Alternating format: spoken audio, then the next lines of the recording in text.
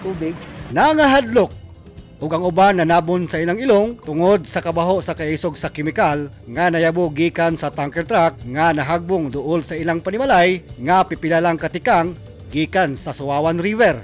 Matod sa pipila ka mga residente, halang sa ilang ilong og sakit sa kuto-kuto ang ilang gibati sa dihang ilang nahanggap ang hangin nga hinungaw sa kemikal. Tungod sa insidente, nanawagan ang lokal nga pangamahanan sa Davao nga dili usa mga ligo sa mga sapa nga konektado sa Davao River tungod kay ang isda o kasili duol sa Suwawan River nangamatay.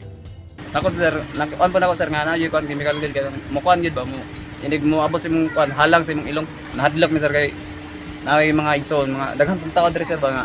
Ang hadlokan po na ako sir ang mga ubos kanang sa among tubig kay siyempre naman ay mga isda.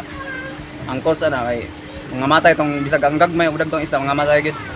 Nangatulog na ang mga residente sa dihang kalit sila nga kadungog og kusog nga buto, hinungdan nga ilang gisubay.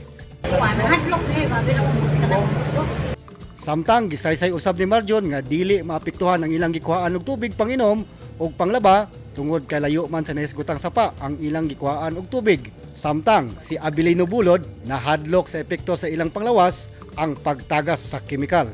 Akong gisubay na. Aha. Wa gani ko mo kuan, wa gani ko mo tunog sa tubig. Aha. Ay baho man. Itik tugig na sir sa panglawas sa tao diri. Tawas pa ang sapa diha sa ubos sa ng creek. Daghan na nangamatay isda. Ang baho sa kemikal mitagas sa gamayng sapa paingon sa Suwawan nga maoy gikadlukan sa mga residente nga duol sa natabuan sa insidente.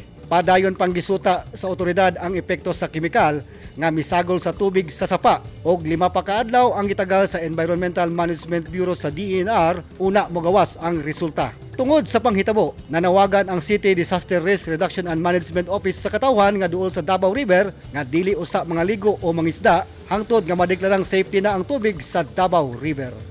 Regilan Yaman, Newsline Philippines. Stay safe.